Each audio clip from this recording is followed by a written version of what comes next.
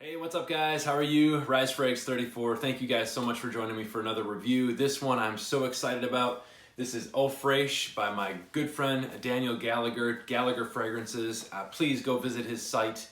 This is a excellent opportunity to actually get him to say a little bit and say a few words about this fragrance and just about him. Just so honored to have him on my channel. He does not normally do this. He's just very reserved. He is not a camera person. So Daniel, I don't know how to thank you for getting your, for doing this for me. It just means so much. So let's hear from Daniel Gallagher, the creator and the man behind Eau Fraiche, the brand new 2019 release. Let's hear from him. Thanks so much, Daniel. Hey everyone, Dan Gallagher here from Gallagher Fragrances in the flesh for the first time on YouTube. I wanted to say a special thanks to Ryan for sharing your thoughts with us on Eau Fraiche and allowing me a couple minutes on your channel to share my thoughts as well. But first I wanted to commend you on being able to seemingly effortlessly stand in front of the camera while maintaining eye contact with the camera lens, as well as remembering things that you would normally forget, like, your name and the year and those things like that, because I found that once I sat down in front of the camera, things just didn't flow as easily as they seem to when you're just in normal conversation. So, interesting phenomena that I just experienced tonight, sitting down to make this video. So I thought that was pretty interesting.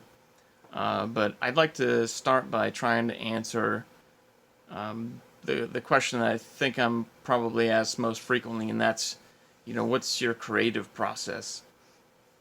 And how do you come up with your perfumes and perfume ideas? And so, I thought, well, rather than try and come up with some marketing mumbo-jumbo made-up story, the honest answer, and I think this is probably the case for a lot of indies and artists and perfumers, and that is, it can come from anywhere, really, but for me, it's just raw trial and error and experimenting with new materials and, materials that are pre-existing to my collection, and just over time, you'll start to piece together different accords that you've made and think, well, wait a second, I made something that might go good with this, and then it just becomes like a mashup of different ideas that you had over the course of time, and all of a sudden you have this library that you've created of just different accords, and you find things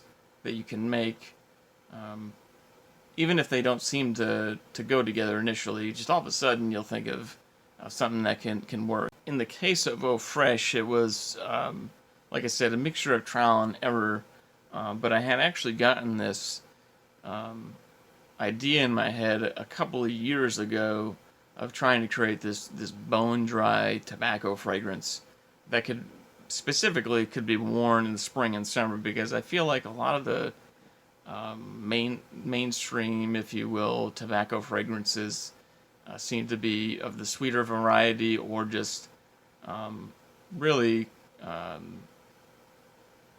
thick and overbearing, some would say. Cloying is a word often heard in the fragrance community. So I wanted to create something that was maybe a bit lighter, more fresh, with clean components. So I had actually gotten this shipment of new materials, and I won't give away what the exact material is, but it had facets of cedarwood and grapefruit and vetiver, and it also had like a tobacco component. It was a little bit nutty as well. So I took that, and that ended up becoming like the focal point of Eau Fraiche, and I started to build around that, if you can, figuratively visualize that. I then added some double distilled Haitian vetiver to further amplify the fresh, clean, green effect that I had found in that material I mentioned. And then I added a proverbial heap of orris butter on top of that, and along with some ambergris tincture. That actually really explains why the price of Eau Fraiche is a little bit higher than my other offerings. Those materials don't come cheap. Upon initial spray, what you'll find is fruity, green, and clean effect from the black currant and some bergamot, and a grape note, which actually didn't try and add a grape note. It just seems to be a cumulative effect of the materials, and so that's kind of why, scent is, sense of smell, what you smell and what I smell is so subjective. So I put the notes on the labels, looking up at them right now, and that's what I smell. But you can spray it and smell something one day, and then you can smell something different the next. So it's really, I just try and quantify the main components that I smell, that I think most people will smell. So the bergamot and the black currant and the grape notes, they're all commingling with some contrasting birch tar, which you'll get wafts of throughout the life of the fragrance. I personally love birch tar and cade oil and things of that nature. My wife does not. I'm just going to say that.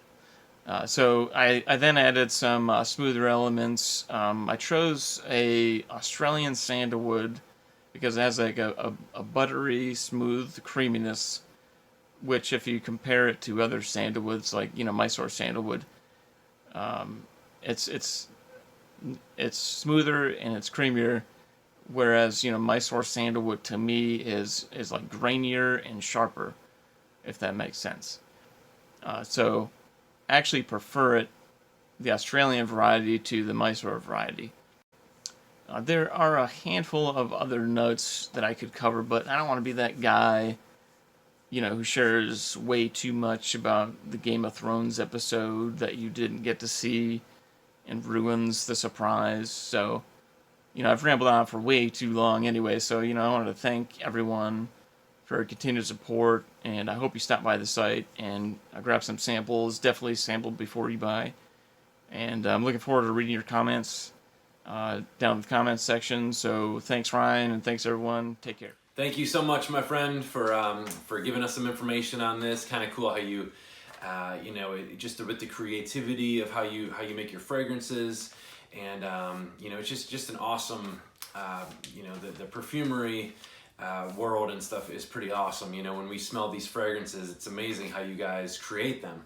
With how they blend and just so much that goes behind it. It's not as easy as just slapping a bunch of notes together and having it work. So it takes a lot of time, a lot of money, and just a lot of knowledge behind the notes of what they do. So Daniel, great job with this one. When I heard Eau Fraiche, it was just this is really cool how you developed this one as well. It's very nichey, and it's there's some tobacco in this, which is pretty crazy. You wouldn't think of that, but you get so much greenness and fruitiness to it as well, and you do get that freshness out of it. So it really works for the nice warmer months. I wore it yesterday at work all day. Few compliments already. I'm getting more of like people saying that I'm smell more fruity. I guess it's that black currant, bergamot. But let's get in with the notes again. Eau Fraiche Gallagher fragrances. This one 2019 release. This is his brand new release. The notes, you have bergamot, black currant, grapes, birch tar, tobacco leaf, Australian sandalwood, orris root, vetiver, patchouli leaf, musk, and ambergris. So, right off the bat, like he said, you do get a lot of greenness in there. There's that freshness, and then you get some of the berries. There's like the grapes, and it just really comes off so nice. I almost get like a menthol kind of vibe as well. I know there's no mint or anything, and I'm not saying it in a bad way of like toothpaste or anything, but you do get this, I guess there's so much freshness kind of going on. It's almost like a minty kind of, I just sprayed it, so almost like a menthol kind of vibe in there, which is really nice. Don't be turned off if you're not a menthol fan. Trust me, when I say that, it is just, it's absolutely beautiful. And then it just, like he was talking about with the Australian sandalwood, it's more of like a creamy, sandalwood. It just comes off really nice. There's I don't really get too much orris, I don't think, in here. Maybe it kind of comes out later on, but maybe I do a little bit. But I do get some of that vetiver. Like I said, it's very green. It's fruity. It's fresh. It's just really, really just a great release. Performance is pretty good on it. I after about 7 to 8 hours, I still got whiffs of it. So it does get pretty close to the skin after like 6-7 hours, but again, it's a fresh fragrance, and it's green. So again, it's not beast mode by all means, but it does perform really well on my skin, and it's times to wear this really could be an actual signature scent. It has like a little bit of that, like I said, a little bit of the niche-y stuff kind of going on with the birch tar and the sandalwood and vetiver, and there's a lot of great notes in this. But at the end of the day, it's a fresh green kind of fruity fragrance, like with a little bit of that menthol kind of thing going on in there. So again, very non-offensive. People are going to compliment you with this one. It's just a really great fragrance. So Daniel, congratulations on a great release. I know this one's really going to do well for you. I'm positive when I say that. I think people will really love this. The box are just excellent. What he's doing kind of gives you the pure distance vibe on it, and just a really nice. I mean, the money that goes into these, presentations and boxes and bottles and obviously just the notes and everything, it costs a lot of money to do these things. So, but getting out with the box, look at that, just beautiful inlay. I love, again, I know presentation's not everything, but it really does a lot. When you pull it out of the box, it's like, wow, it's something special, and it's really nice to have that. It's really nice silk here, so when you do put your bottle in there, it's all completely covered. And then of course about the fragrance right there itself, which is really nice, but a magnetic, covering and everything, and it's just really nice. I don't know if he's going to change the presentation at all, but it's very nice. He always sends me a nice card with a personal note. So Daniel, thanks for doing that. It's just a really nice. These bottles are incredible, by the way. You can always see the little clover behind there. So it's hopefully you can kind of, I don't know if you can kind of see that, but just a really cool. You don't see it from the back or the front, but you'll see it when you turn it off to the side and stuff. Hopefully you can check it out right there, but. Excellent, and the cap is magnetic, of course. Sprayer's nice. It's just a great bottle, holding your hand and everything. Now with this one, I've been doing about 4 sprays, and that seems to be plenty because it does project quite a bit in the opening. I mean, you will smell it. People, like I said, I walked in probably an hour and a half after I sprayed it into work, and I walked into it's an office, but it's a real big office with like 4 desks in it, and I walked in, and the gentleman way over to the left was like, "Wow, you smell very fruit."